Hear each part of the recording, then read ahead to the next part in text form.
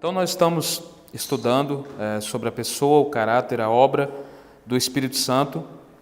Nós já falamos sobre quem é o Espírito Santo, nós falamos isso no primeiro estudo, né? A gente falou quem era a pessoa do Espírito Santo, algumas características dele, e no segundo estudo nós falamos sobre o que significa ser cheio do Espírito Santo, né? E nós pincelamos também um pouco sobre a beleza da Trindade, né? Sobre a importância da gente falar sobre a Trindade, sobre as visões e as teologias sobre o batismo no Espírito Santo, a diferença, né, de algumas teologias, como eles enxergam o batismo com o Espírito Santo. E a gente falou também sobre a diferença das visões do pentecostalismo, do neopentecostalismo, do tradicionalismo. É tanto ismo que às vezes a gente fica meio confuso, né? Mas nós falamos isso para quê? Para destacar qual a visão que a gente aborda aqui na igreja. Então, nós somos continuistas, né? O que é alguém que é continuista? O que significa o continuismo? É aqueles que acreditam que todos os dons da Bíblia, né, continuam, são contemporâneos, ainda se aplicam às nossas vidas. Não é como o cessacionismo, que acredita que os dons eles ficaram apenas nos apóstolos, né, até o momento dos apóstolos, na era apostólica. Depois disso, os cessacionistas acreditam que os dons mais extraordinários eles cessaram. Nós não, nós somos continuistas e acreditamos que todos os dons eles permanecem nos nossos dias de hoje. Então, a gente falou sobre isso e hoje nós vamos falar sobre a obra e a ação do Espírito Santo na vida do cristão, na nossa vida diariamente, né? E é importante a gente falar sobre isso, né? Você já identificou alguma ação do Espírito Santo na sua vida diária? Você já identificou algo que o Espírito Santo fez em você, algo que o Espírito Santo chamou a sua atenção? A gente já falou sobre o enchimento do Espírito Santo, que é uma obra extraordinária, né, que o seu poder vem sobre nós, nos capacitando para fazer a vontade dele, nos capacitando para pregar, nos capacitando para amar, para fazer outras coisas. Agora, será que nós enxergamos a ação ordinária apenas do Espírito Santo? Porque todo mundo quer a ação extraordinária, que é o enchimento, é o poder, né, é tudo aquilo, mas será que nós enxergamos essa ação do Espírito Santo no nosso dia a dia, né, diretamente nas nossas vidas? Não algo que alguém fala para a gente, mas será que a gente consegue identificar? Você já identificou alguma coisa, algum momento que você passou, que você viu claramente que o Espírito Santo ele interveio naquele momento?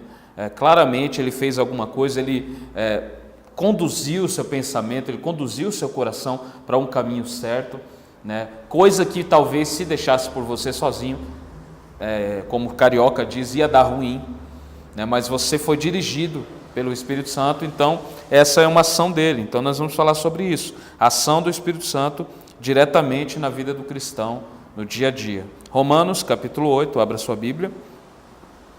Romanos capítulo 8, nós vamos ler do verso 9 ao verso 16. Todos acharam?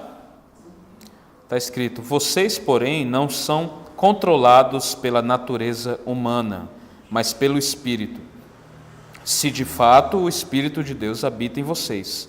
E se alguém não tem o Espírito de Cristo, a ele não pertence. Uma vez que Cristo habita em vocês, embora o corpo morra por causa do pecado, o Espírito lhes dá vida, porque vocês foram declarados justos diante de Deus, ou foram justificados. E se o Espírito de Deus, que ressuscitou a Jesus dos mortos, habita em vocês, o Deus que ressuscitou Cristo Jesus dos mortos, dará vida a seu corpo mortal por meio desse mesmo Espírito que habita em vocês. Portanto, irmãos, vocês não têm de fazer o que sua natureza humana lhes pede, porque se viverem de acordo com as exigências dela, morrerão. Se, contudo, pelo poder do Espírito fizerem morrer as obras do corpo, viverão, porque todos os que são guiados pelo Espírito de Deus são filhos de Deus. Pois vocês não receberam um Espírito que os torne de novo escravos medrosos, mas sim o Espírito de Deus que os adotou como seus próprios filhos. Agora nós o chamamos Abba, Pai, pois o seu Espírito confirma a nosso Espírito que somos filhos de Deus. Amém?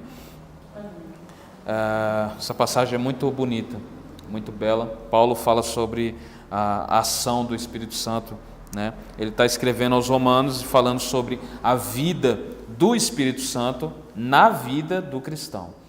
Então, é quando o Espírito de Deus, ele interfere diretamente nas nossas vidas, nas nossas escolhas, ele nos orienta diretamente, isso faz todo sentido. Aqui ele destaca algumas ações do Espírito Santo e nós vamos acompanhar por partes. Primeiro, no versículo 9, ele fala sobre o controle, né?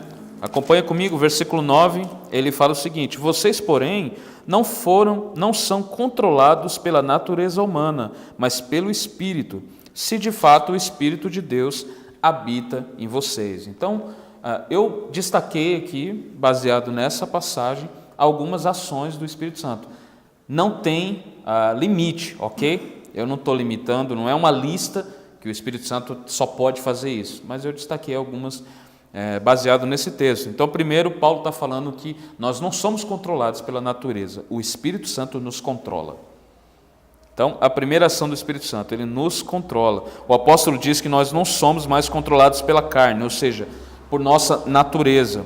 O salmista diz que em pecado me concebeu a minha mãe, ou seja, quando quando eu nasci, você nasceu, você já nasceu em pecado, nós nascemos em pecado, né? Mas ele diz que nós, e quando ele fala vocês, não são controlados pela natureza, ele está falando com cristãos, ele está falando com aqueles que nasceram de novo.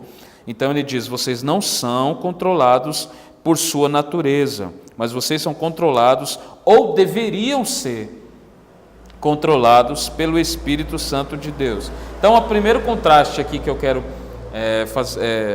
dizer aqui, traçar aqui, é esse. Será que nós somos controlados pelo Espírito Santo? É algo que não combina uma pessoa descontrolada e alguém que é controlado pelo Espírito Santo. Não cabe, ok? Então, descontrole, nós somos descontrolados quando o Espírito de Deus não habita em nós. Então, o Espírito de Deus, ele controla a nossa carne. E o que é esse controle? É domínio, é autoridade, é poder sobre alguém e sobre algo. Então, esse controle significa isso, né? É o domínio do Espírito, o controle do Espírito sobre alguém, sobre algo. Então, o Espírito Santo, ele vem com poder sobre nós e nos controla. E será que isso é uma realidade na sua vida? Será que isso é uma realidade na sua vida, na minha vida? Será que nós somos controlados pelo Espírito Santo? Então, essa é a primeira ação, ele nos controla. Então, se nós somos controlados pelo Espírito, isso significa que o Espírito exerce total domínio sobre nós. Embora nossa natureza humana seja manchada pelo pecado, nós temos ao nosso dispor o Espírito Santo de Deus, ok? Então, é muito interessante isso, porque nós precisamos primeiro, irmãos, presta atenção, nós precisamos primeiro entender que a minha vida, eu nasci em pecado, ok? Eu sou um pecador por natureza, mas Paulo está dizendo, ei, vocês que nasceram de novo, vocês que são cristãos, vocês que estão em Cristo, vocês não são mais controlados pela carne, vocês não são mais controlados pela natureza de vocês, é o Espírito Santo que controla vocês. Então, como eu disse, esse controle é domínio, poder, autoridade. E aqui a gente já precisa até perguntar, aplicar isso para as nossas vidas, né? Será que nós somos controlados pelo Espírito a esse ponto de o Espírito ter domínio, ter poder e ter autoridade sobre a minha e sobre a sua vida, sobre as nossas ações? Ou será que a nossa natureza é que fala mais alto do que o poder do Espírito Santo?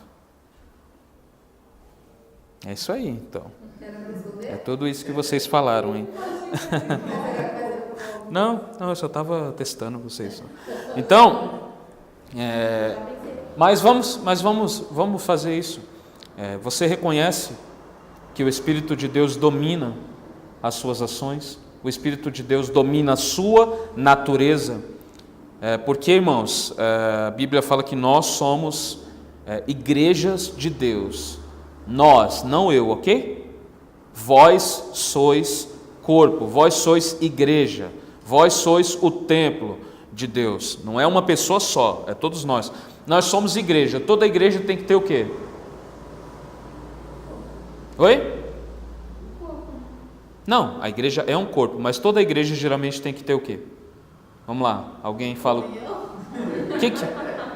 O que tem em uma igreja? Que tem igreja? Paredes. Não, vamos. Deixa quieto. Não existe uma igreja sem um pastor. Toda igreja tem um pastor, ok? A igreja que não tem um pastor está bagunçada. A igreja que não tem liderança está bagunçada. Então tem que ter uma liderança. E assim se aplica às nossas vidas. Se eu sou igreja de Deus, se nós como igreja somos igrejas de Deus, não tem espaço para mim e Deus junto. Ou Deus é o pastor dessa minha igreja aqui, ou Deus controla a minha vida, ou o Espírito de Deus controla a minha natureza, ou a minha natureza me controla. Não tem meio termo, ok? Vocês estão entendendo onde eu quero chegar? Não tem meio termo. Então na vida de vocês conseguem enxergar isso, esse domínio do Espírito Santo de Deus? Paulo está dizendo aos Romanos, Romanos 8, do 9 ao 16. Paulo está dizendo para os romanos, vocês não são mais controlados pela natureza de vocês são controlados pelo Espírito. Então o Espírito exerce domínio sobre nós. Agora, é um contraste isso, e a gente precisa entender que é uma luta diária. A minha natureza, ela é feita de pecado, ela é corrompida pelo pecado, mas eu preciso entender que o Espírito de Deus é maior do que a minha natureza. O Espírito de Deus, ele é maior, ele controla. Será que o que mais tem poder? Essa minha natureza feita de pecado ou o Espírito de Deus que criou todas as coisas? Então, o nosso pecado e o nosso erro, muitas vezes, é agir como se a nossa natureza fosse maior do que o Espírito de Deus.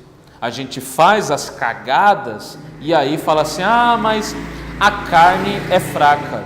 A gente comete os pecados e fala, mas a carne é fraca. A gente é preguiçoso e fala, mas esse corpo, né?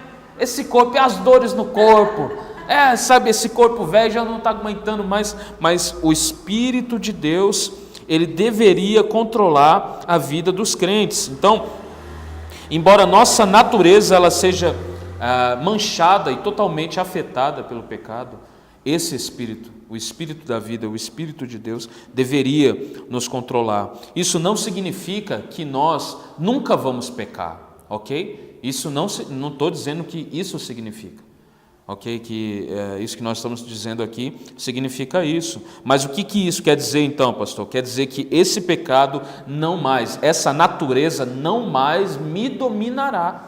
Por quê? Porque já há um domínio, já há um controle em exercício. De quem é esse controle? O Espírito Santo de Deus. Outrora, eu era controlado por essa minha natureza. Eu buscava tudo que a minha natureza queria. Eu fazia tudo que a minha natureza queria. É justamente o que Paulo está dizendo aqui. Só que vocês, ele fala, vocês, crentes, cristãos, vocês seguidores de Cristo, vocês não fazem mais isso. Por quê? Porque agora vocês não são mais controlados pela natureza, vocês são controlados pelo Espírito Santo. Então, nossa vida, né, como a gente vivia antes, agindo, a gente fazia tudo aquilo que a nossa carne desejava. Isso mudou completamente, porque agora está em voga um novo domínio, um novo controle. Esse controle é o controle do Espírito de Deus em nossas vidas, né? E não é fácil. A gente fala, né, e algumas pessoas podem falar, é fácil falar, mas na prática é difícil. Todos nós reconhecemos que é difícil. Todos nós somos feitos da mesma carne, do mesmo barro, da mesma massa afetada, podre pelo pecado, mas todos nós que estamos em Cristo também fomos regenerados, fomos resgatados pelo Espírito de Deus, amém? Então, a primeira ação e obra do Espírito Santo na vida do cristão aqui destacada foi o controle. O Espírito de Deus nos controla, ok? Agora no versículo 10 e no versículo 11, diz assim: uma vez que Cristo habita em vocês, embora o corpo morra por causa do pecado, o Espírito lhes dá vida, porque vocês foram declarados justos diante de Deus. E se o Espírito de Deus, que ressuscitou Jesus dos mortos, habita em vocês, o Deus que ressuscitou Cristo, Jesus dos mortos, dará vida ao seu corpo mortal por meio desse mesmo Espírito que habita em vocês. Então, segunda ação do Espírito Santo e obra do Espírito Santo na vida do crente é: ele nos dá vida. Ele nos dá vida. O Espírito é responsável por nos dar vida. Quando Paulo ele diz aqui que o Espírito nos dá vida, ele está dizendo que ele nos dá vida espiritual. Ok? Ele nos dá vida com Deus. Ele mesmo diz que o corpo, né, essa nossa natureza, ela foi morta pelo pecado. Paulo disse aí, você leu? Está falando sobre a nossa carne, a nossa natureza, ela está morta por causa do pecado, o que significa que todos aqueles que não estão em Cristo, eles estão mortos. E isso está em total harmonia com toda a Bíblia Sagrada. Ok? Isso a gente vê acontecendo e vê muito claramente na Bíblia, né? Todos aqueles que não estão em Cristo, eles estão mortos. Parece até parece até algo estranho, né? Todo ser humano ele nasce morto. Já parou para pensar nisso? Todo ser humano ele nasce morto espiritualmente, né? E então mortos para Deus. Ok? Eles estão mortos, eles podem estar respirando, mas eles estão que nem a visão que Deus deu a Ezequiel no vale de ossos secos. Os ossos ficam de pé, mas não há vida neles, não há sopro de vida neles. Lembrando que sopro no original é o mesmo significado que espírito. Ruach. Essa palavra é o mesmo significado para espírito. Então, sopro é espírito. Então, não há vida neles, ou seja, não há espírito neles. Então, Paulo está dizendo isso, o Espírito, ele nos dá vida. Então, mortos para Deus. Adão, por exemplo, ele tinha vida plena com Deus. Ele tinha vida plena. Adão estava lá, de boa, no jardim. Deus vinha no fim da tarde, trocava uma ideia com ele, ele saía, conversava com Deus. Tinha total intimidade com Deus. Ele tinha total acesso a Deus, ele tinha vida plena, mas depois da queda, isso mudou completamente. Mudou tudo. Todas as pessoas, elas nascem mortas espiritualmente após a queda. Após a queda, todo mundo que nasceu com o mesmo pecado. Tem gente que fala: eu quero encontrar Adão lá no céu, que eu vou dar um peteleco, um pedala Robinho na cabeça dele, né? Mas isso aí, né, irmão? Quando a gente estiver lá, isso aí já é passado. Deixa o Adão para lá, né? Vamos ficar com Jesus, que é mais maravilhoso. Então, mas é incrível saber que no início o homem tinha total acesso a Deus e não era como é hoje. Era pleno o acesso, ok? Não tinha pecado, o homem não tinha pecado. Então, tanto que eles andavam nus, mas eles não percebiam que estavam nus. Por quê? Porque havia pureza na vida deles. O que nos leva a dizer que para isso que Deus criou o homem. Deus criou o homem para isso, para esse acesso, para essa liberdade, para essa pureza, para essa intimidade. Só que a queda, depois que Adão e Eva, eles caem, o homem perde isso, e de lá para cá, todo mundo que nasce com essa natureza pecaminosa. Então, Paulo está dizendo que o Espírito, ele nos dá vida, ele nos dá vida totalmente, né? E todas as pessoas, elas nascem mortas espiritualmente até serem encontradas pelo Espírito da vida, que abre os nossos olhos, primeiro, para que a gente veja o nosso pecado e segundo, para que a gente enxergue a beleza de Cristo. Maravilhoso. Esse Espírito nos dá vida, ele abre os nossos olhos, ele faz com que nós enxerguemos o nosso próprio eu, para que assim possamos enxergar a Jesus Cristo de Nazaré. Então, essa é uma obra direta do Espírito Santo, e ele faz com que olhemos para Jesus e sejamos salvos. A própria Bíblia diz: olhai para mim e sede salvos. Aleluia! Olhar para mim e sede salvos. Olhar não é uma coisa difícil, não é verdade? Olhar, você não precisa estudar teologia para olhar. Você não precisa saber os 5 pontos para olhar. Amém? Todos vocês estão fazendo o que agora? Olhando. Jesus está falando: olhem para mim. Isso tem muito mais significado do que um basta olhe para mim aqui. Não é simples. Ok? Isso tem um maior significado. Quando a Bíblia diz olhai para mim e sede salvos, o que ele está dizendo? Tenha a visão em mim. Toda vez que você deixa de olhar para mim, você vai olhar para as outras coisas ao redor. Pedro, quando está caminhando sobre as águas ao encontro de Jesus, ele começa a olhar o trovão, começa a olhar o vento e afoga. Mas ele deveria olhar para Jesus totalmente. Então, o Espírito nos dá essa capacidade para que a gente olhe para Jesus e sejamos salvos, para que a gente contemple essa nossa natureza pecaminosa e encontre a salvação em Jesus Cristo. Amém? João capítulo 5, verso 24, diz o seguinte, Jesus falando: eu lhes digo a verdade, quem ouve a minha mensagem e crê naquele que me enviou, tem a vida eterna, jamais será condenado, mas já passou da morte para a vida. Ok? O que Jesus está dizendo aqui? Em outras traduções fala: em verdade, eu vos digo, né? Aqui ele simplifica dizendo: eu lhes digo a verdade. Mas quando havia essa em verdade vos digo, significa uma ênfase. Quando Jesus quer falar algo muito importante, ele faz essa repetição. Eu quero dizer uma verdade muito profunda: quem ouve a minha mensagem e crê naquele que me enviou, tem a vida eterna. Já bastava por aí, que é maravilhoso, mas ele diz: jamais será condenado. Jamais, no grego e no hebraico, significa jamais. Ok? Jamais é jamais. Jamais será condenado, mas já passou da morte para a vida. Entenda, aqueles que acreditam que vão perder a salvação, essas coisas, entenda. Você precisa ler a Bíblia e com cuidado e cautela. Vamos lá, de novo. Quem ouve a minha mensagem e crê naquele que me enviou, tem, não terá, ok? Nem está tendo, ele tem a vida eterna, ok. Jamais será condenado, jamais, como eu disse, é jamais. E ele termina dizendo: mas já passou da morte para a vida, não passará e nem está passando, ok?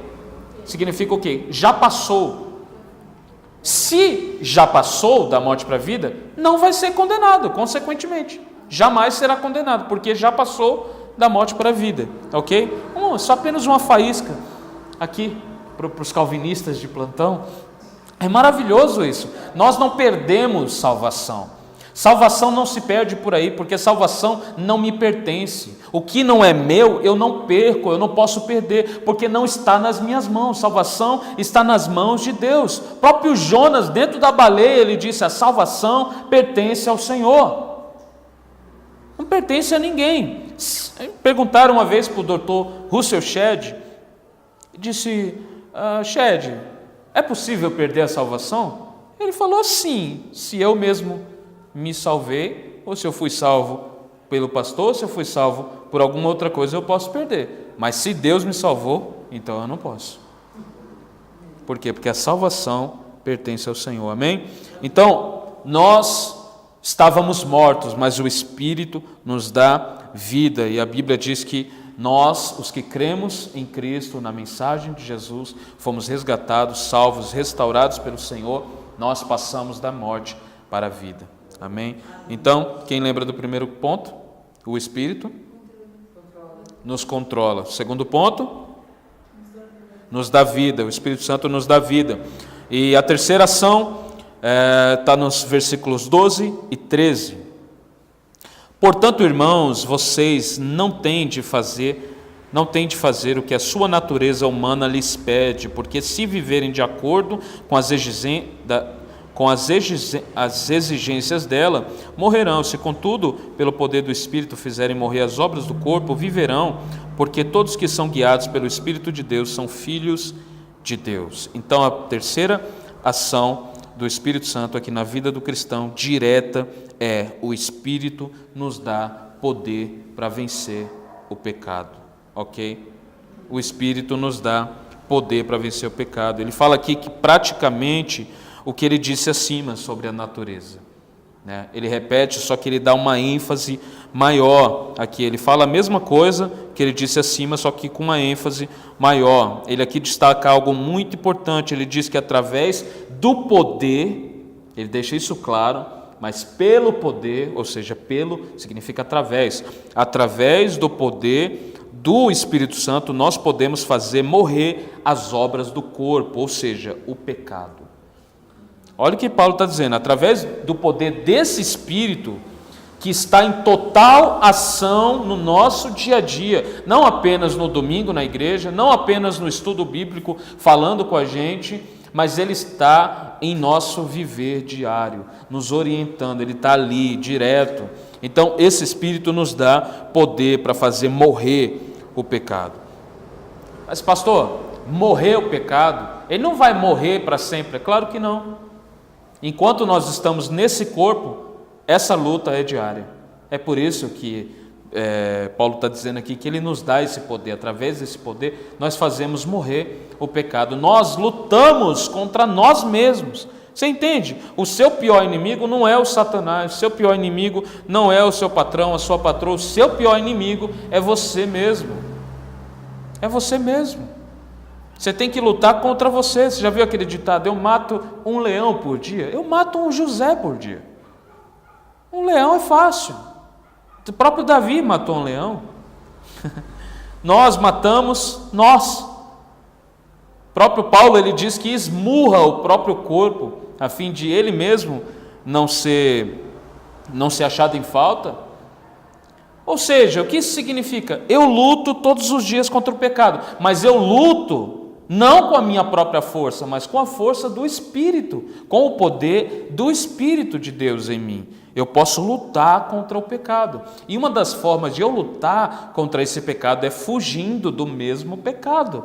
Ok? A gente foge. Essa é a forma da gente vencer. Ok? A melhor forma de vencer o pecado é essa. Desconfie daqueles irmãos que falam assim, esse pecado aí não pode comigo. Desconfie desses irmãos que falam assim, sabe? Esse pecado vem contra mim e eu acabo com ele. Geralmente é o contrário, o pecado que acaba com ele. O pecado acaba com ele, debuia com ele, entendeu? Então, ou seja, a forma de eu e você vencermos o pecado é nós apegarmos a esse poder do Espírito, esse poder que ele nos dá para esse fim, né? A fim de fazer morrer toda a obra do corpo. O Espírito na vida do cristão dá poder para ele vencer as tentações. Quem aqui é tentado? Não é um assunto que ninguém gosta de tocar? Ninguém gosta. Não, pastor, eu não sou muito tentado não, eu estou aí. Para, irmão. Como você não é tentado? Você não é tentado por nada. Todos nós somos tentados, passamos por tentações. Todos nós. Tentações em todas as áreas, imoralidade, mentira, preguiça, ou seja, ele nos dá poder, por quê? Porque sozinhos provavelmente nós não poderíamos vencer. É por isso que esse poder do Espírito vem sobre nós, para que a gente consiga vencer. Pastor, é sempre que eu vou vencer? Provavelmente não. Não é sempre que você vai vencer. Mas você tem que lutar. Você tem que lutar até você fazer morrer isso. Você entende, meus irmãos? Você entende isso? Vou dar um exemplo aqui. Você já assistiu aqueles Animal Planet? Aquele canal? Você já viu um animal correndo atrás do outro, caçando o outro. Você já viu? Ele caça o outro e ele não para até ele acabar com ele, ele fazer morrer. É essa luta que Paulo está tendo em mente aqui, ok? Ele não está falando aquela luta assim, ai, o pecado, oi pecado, ai o pecado, oi, ai não, hoje não, ai pecado não, vamos fazer um acordo, pecado, na sexta, pode ser? Na sexta pode ser? Não é essa luta, sabe? Não é essa luta que Paulo está dizendo.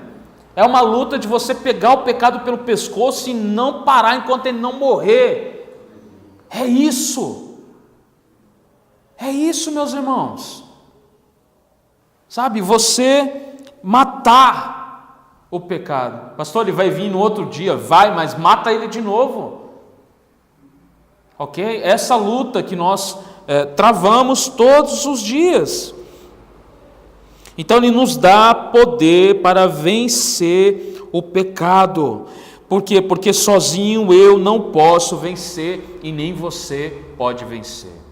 Ok? Mas através do poder do Espírito, ele nos dá essa autoridade, essa capacidade para que a gente vença ele.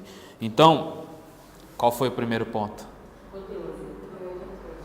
Primeira ação do Espírito Santo, ele nos controla. Segunda ação do Espírito Santo. Oi? Nos dá vida. Terceira ação, para matar o pecado. Gostei disso. Não é nem vencer, é matar o pecado. Amém? É disso que eu estou falando, irmão.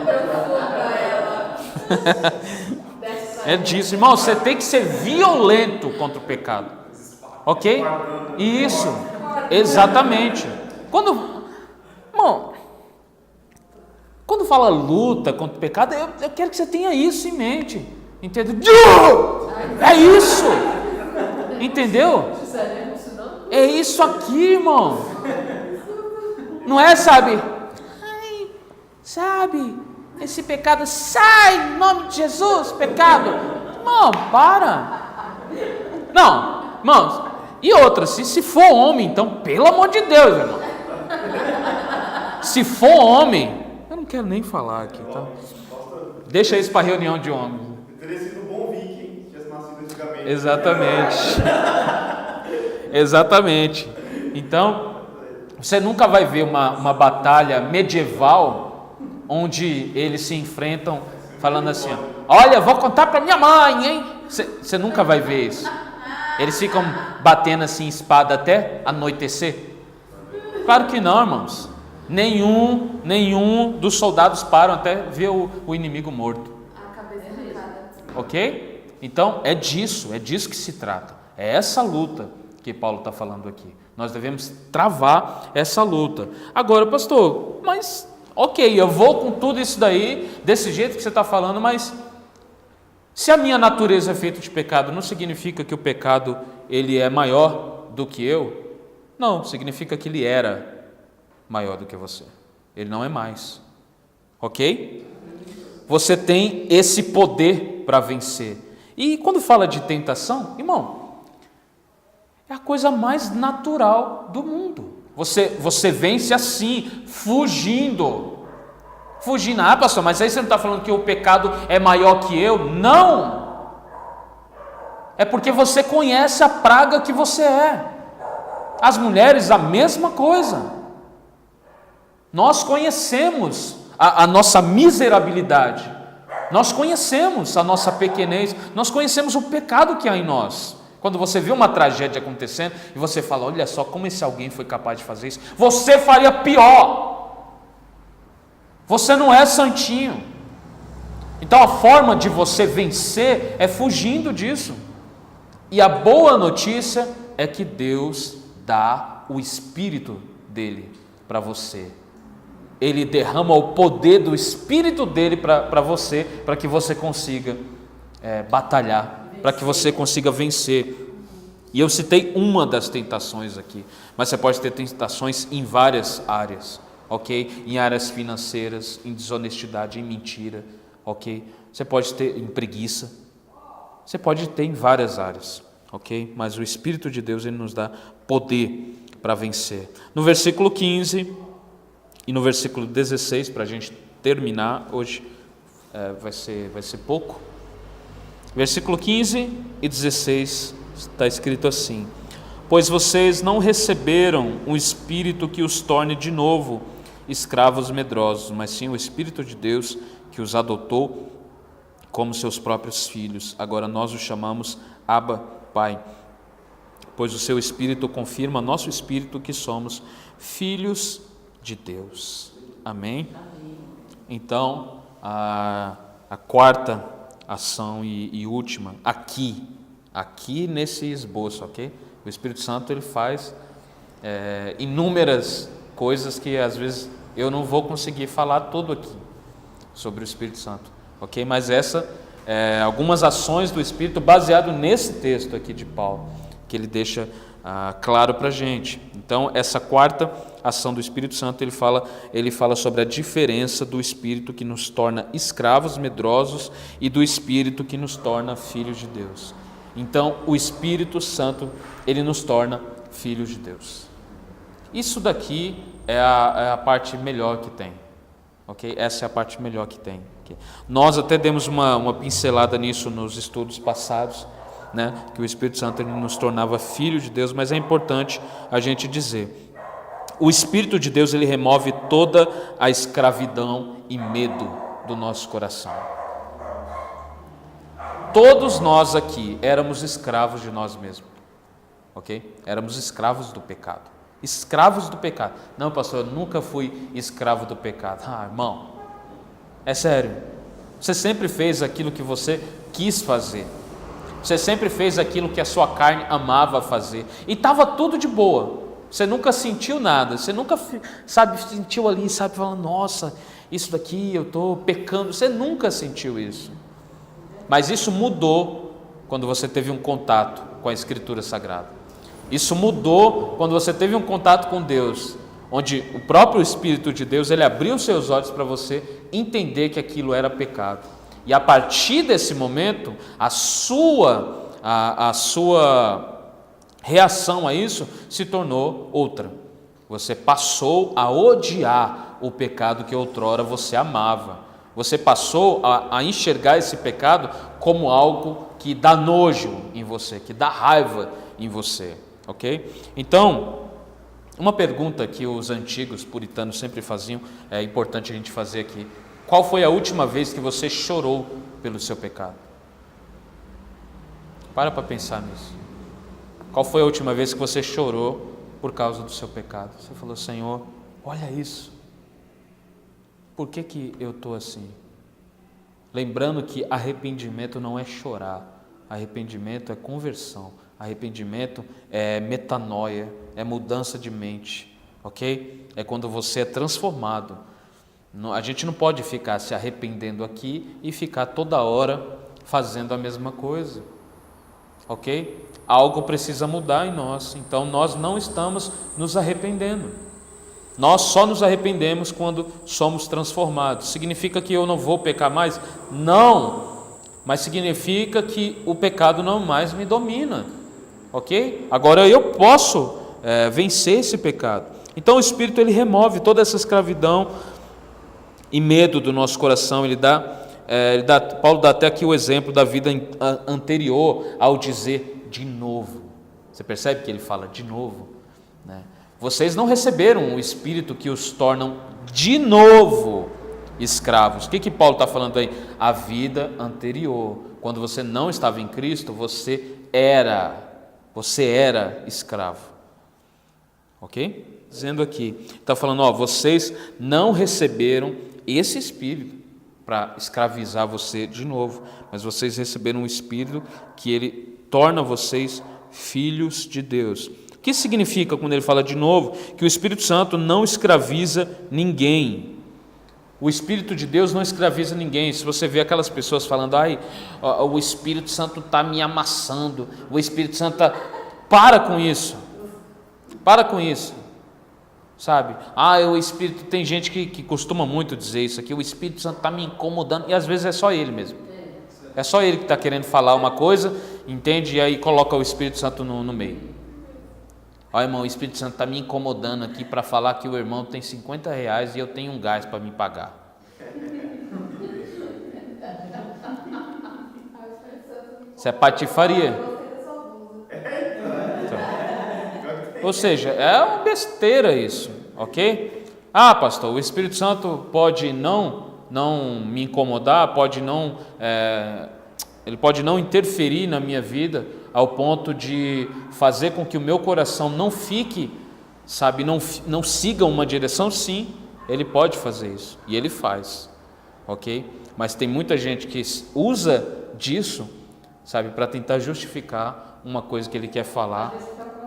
E geralmente uma coisa que ele quer falar que não tem nada a ver. Geralmente é assim. Não tem nada a ver. Mas ele fala, não, o Espírito me incomodou para falar uma coisa aqui. E às vezes nem é bíblico.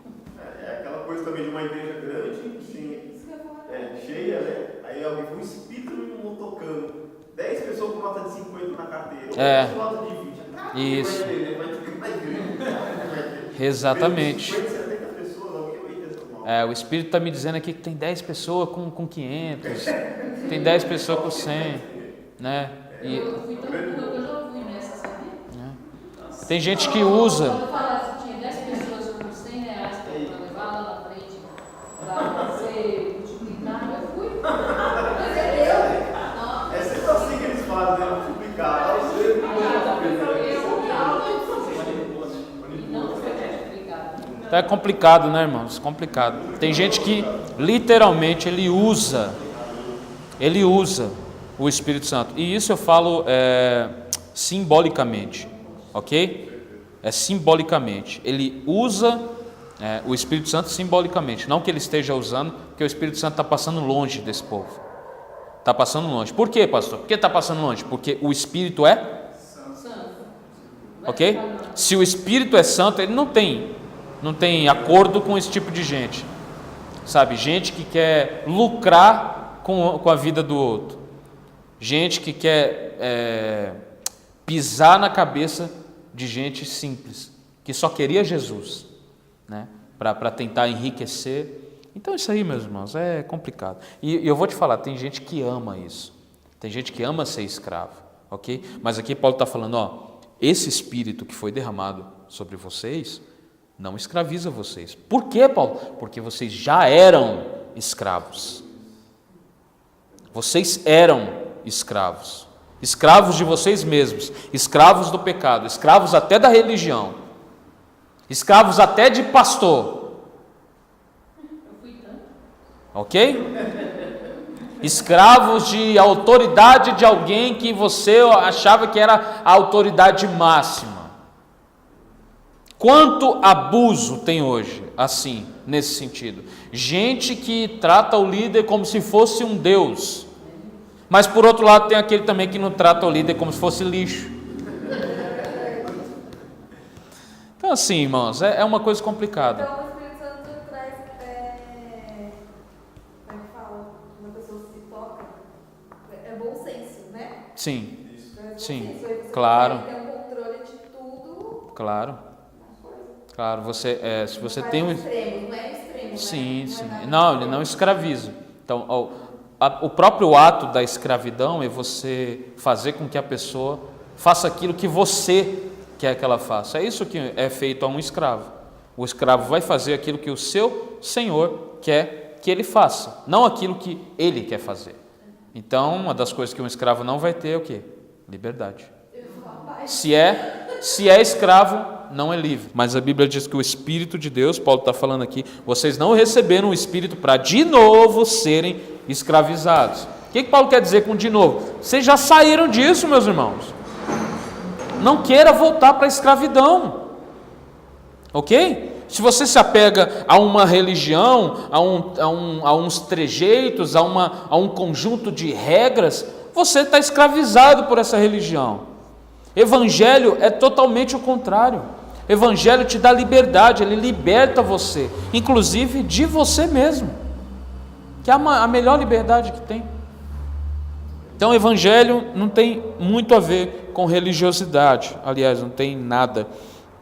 a ver. Então, o Espírito Santo ele não escraviza ninguém. Por quê? Porque nós já éramos escravos.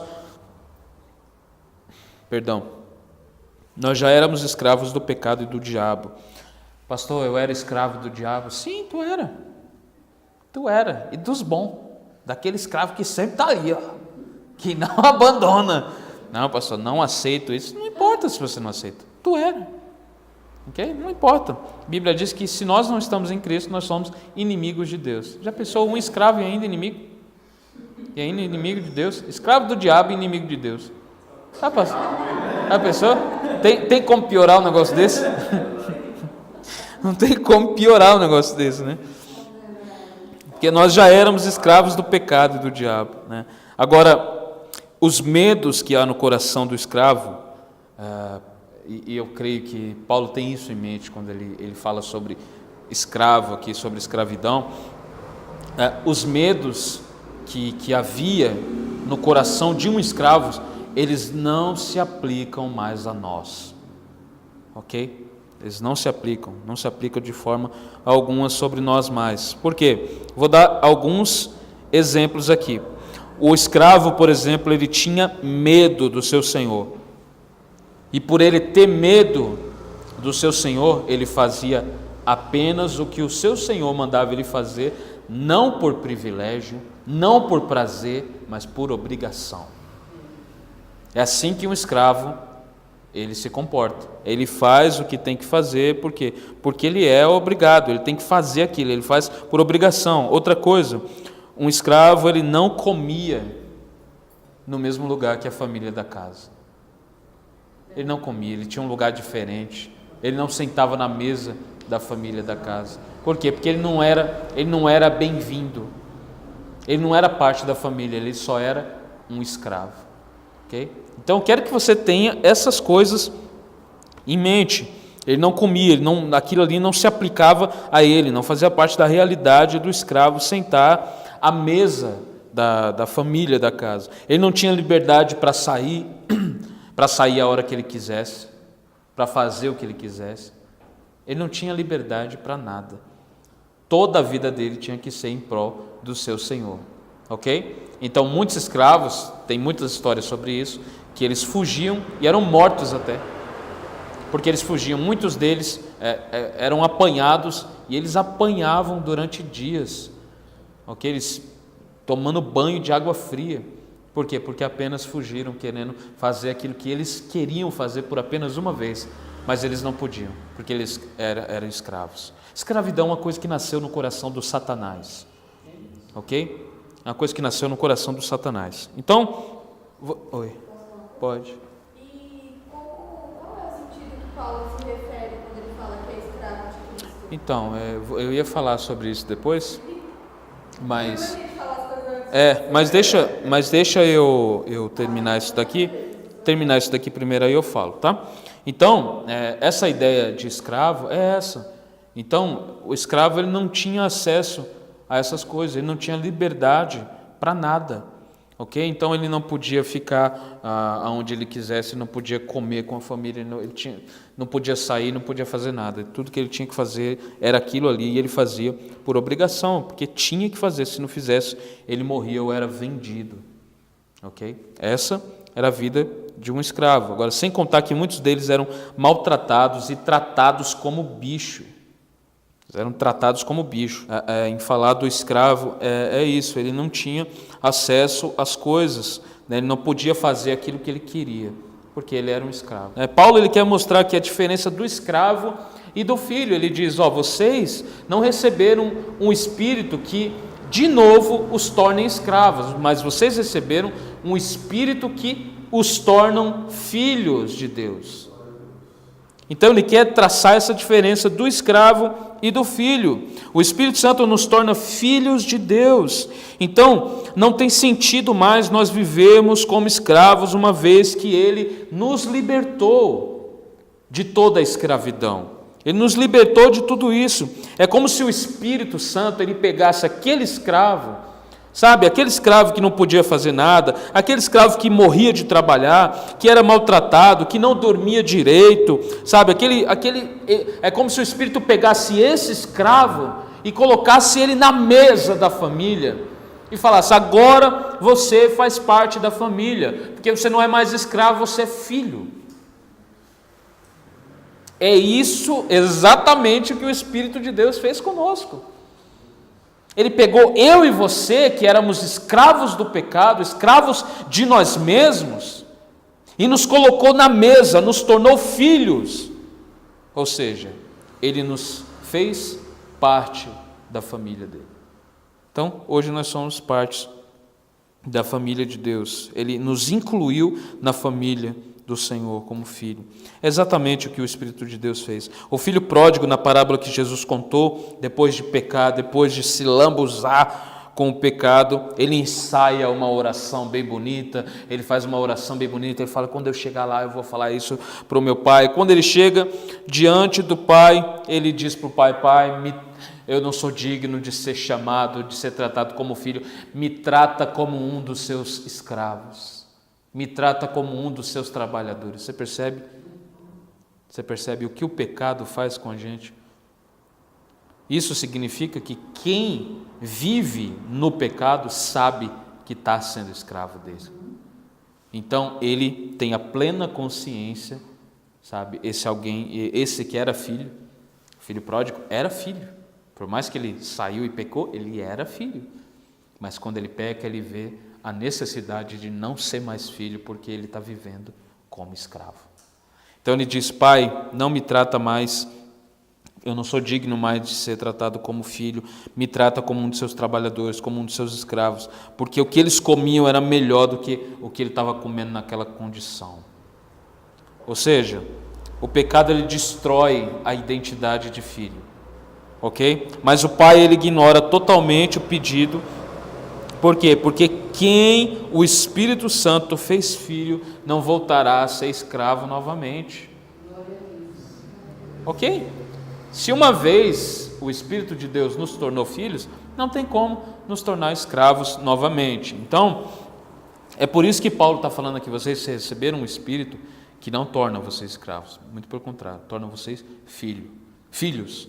Então há uma diferença enorme entre o escravo e o filho. Por exemplo, eu disse que o escravo ele faz o que tem que fazer por obrigação, porque o seu senhor pode maltratar ele. O filho, ele não faz por obrigação, ele faz por prazer e privilégio. Ele faz porque ama o pai. É bem diferente. Ok? O filho ama o pai. E ele ama o pai por quê? Porque ele sabe que o pai ama ele. Uma das coisas que o filho pródigo pensou quando ele falou: eu vou voltar para o meu pai. Você acha que esse filho teria essa atitude se ele soubesse que o seu pai era aquele senhor que iria maltratar ele? Se ele falou: eu voltarei para o meu pai, é porque ele sabia que o seu pai era um pai de amor.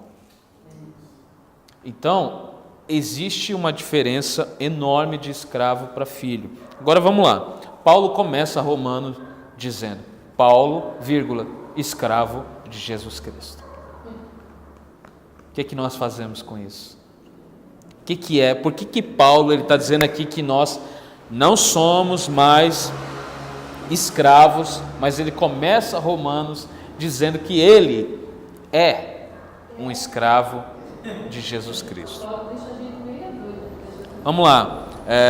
Escravo, para Paulo, quando ele começa Romanos dizendo que ele é um escravo de Jesus Cristo, a gente tem a escravidão na mente como algo, isso que eu falei aqui, todas essas características de um escravo. Mas o que Paulo tem em mente é o quê? Que ele faz a vontade do seu Senhor.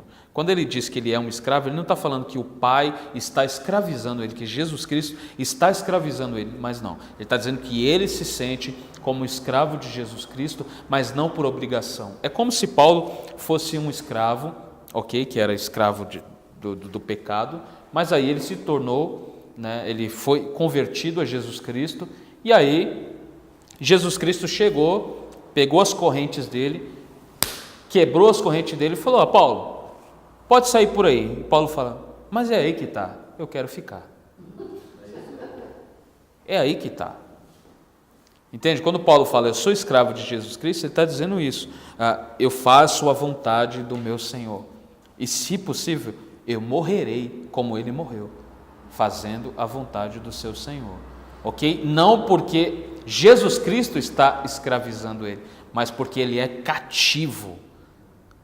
Ele é cativo em obediência à palavra do seu Senhor. Ou seja, tudo que ele faz é para agradar o seu Senhor. E tudo que ele faz é fazendo com amor. Não é fazendo por obrigação, porque ele sabe que o seu Senhor sempre vai estar de braços abertos para receber ele. Inclusive, Paulo é escravo, mas ele come na mesa. Ok? Ele fala, eu sou escravo de Jesus Cristo, mas eu sou filho. Quando ele está falando que é escravo, ele não está falando que ele está condicionado a alguma coisa que está aprisionando ele. Não é a ideia de prisão que Paulo tem na mente, mas é uma ideia de obediência total. Total obediência à palavra de Deus, total obediência à vontade de Deus. Por isso mesmo ele diz, ai de mim se não anunciar o Evangelho. Uma coisa também que é importante falar, é que assim, se a gente não falar isso, é a mesma coisa que a gente não falou nada.